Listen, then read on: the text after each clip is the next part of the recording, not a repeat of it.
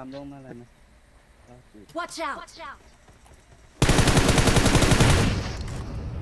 หมดดีครับพี่น้องครับ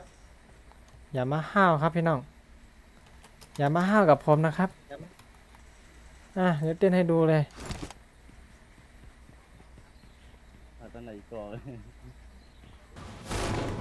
มีหรือเปล่า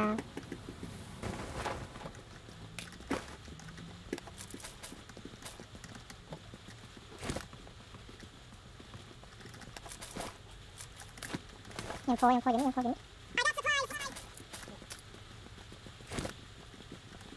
ถกันเลยไม่ทำเลยเนาะ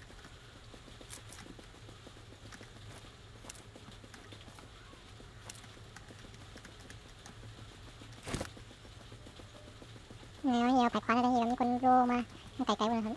ไม่เอาคำเด็ดก็มาเลยต้องหมุนเลยมีคนโรเลยจิบตรงแล้วจิบตรงนั่นแหละเราจะต้องหมุนจิบตรงแล้วเดี๋ยวเราท่ายังฟงเขาก้นเลยที่ตึกว่าเลยตึกหลุดลงพันยาก็หลุดโอ้โหมันหลักยาวเลยนะเกือบเลยมันหลักถ้ามาหาเนี่ยผมได้ยินเสียงเท้านะตึกหลุดลงมารออยู่ตั้งนานนั่นแหละรอไว้นั้นยังไงเข้าบ้านเลย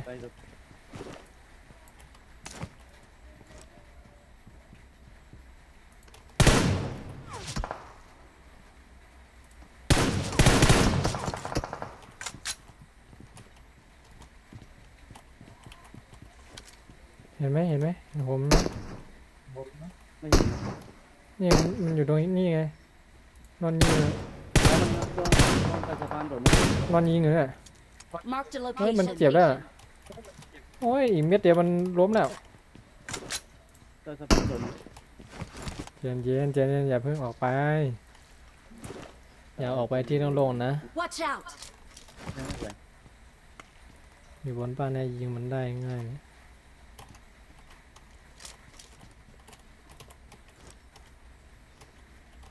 โอ้ตัวเมื่อกี้เนี่ยเกือบล้มแล้วนะโอ้โหเอาเรื่องว่ะเขาไม่กล้ามาหรอก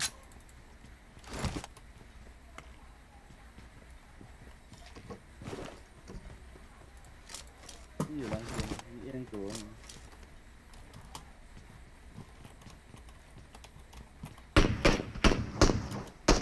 เอาเงินอ้อมมาว่ะเข้ามาอยู่ตรงไหนเพื่อทางเลยขึ้นหลังผ้านะขึ้นหลังผ้าไม่ได้โอ้โห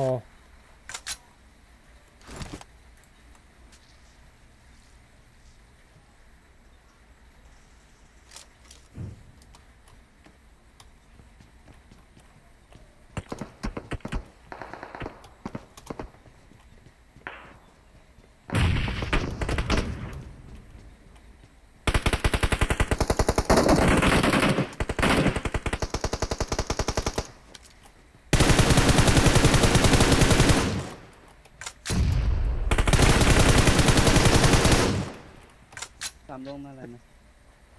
Watch out หมดดีครับพี่น้องครับอย่ามาห้าวครับพี่น้องอย่ามาห้าวกับผมนะครับเดี๋ยวเต้นให้ดูเลยตอนไหนก่อน Watch out มาลงแล้วถ้าเราเข้าชัดเนี่ยมันเราเสียเปรียบทันทีใช่นี่คือเข้ามาชัดเนี่ยวิ่งมาลงเลยนี่ขนาดเจนอย่าเพิ่งยิงใกล้ๆก่อนให้มันยิงเหรออ๋อมันไปอยู่บนนั้นได้ยังไงน่ะมันขึ้นได้นะผมเห็นเอาอะไรนอนทำไมไม่เห็นเหรอเนี่ยรู้เปล่าเนี่ยใครเนี่ยรู้ว่าเนี่ย เต้นให้ดูพอไหม เฮ้ยเฮ้ยมีที่อื่นมามีที่อื่นมาโอ้มันลงไปมันเจ็บมันจะเข้าวงไปรออยู่แถวนี้นี่ เขานั่นรถ Marked a location. Watch out! Watch out! นั่นรถมี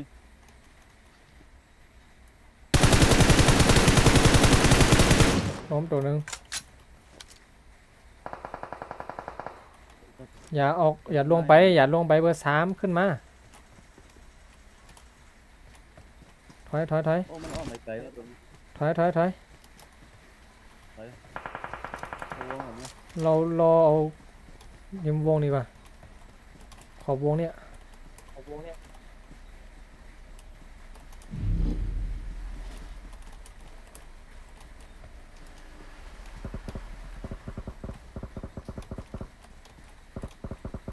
ดูนี่แหละ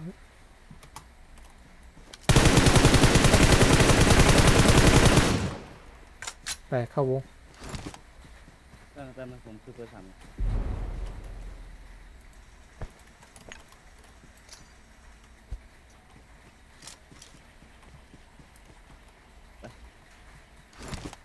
เพื่อนอ้อมไปทางขวาเมื่อกี้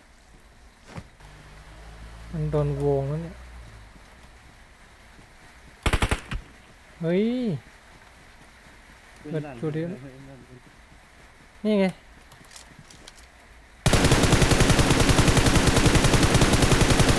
โอ้โหเจ็บแล้วครับเจ็บ นอก มันไม่เดินตัวเดียวเดินตัวเดียว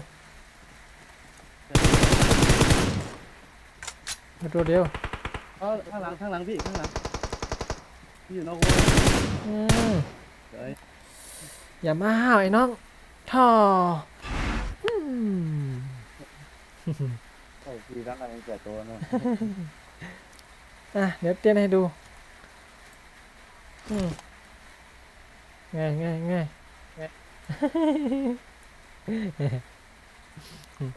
ได้คลิปที่จะลงใน YouTube แล้วนะฝากเข้าไปติดตามใน YouTube ด้วยนะครับเดี๋ยวตัดต่อช็อตเด่นๆลงให้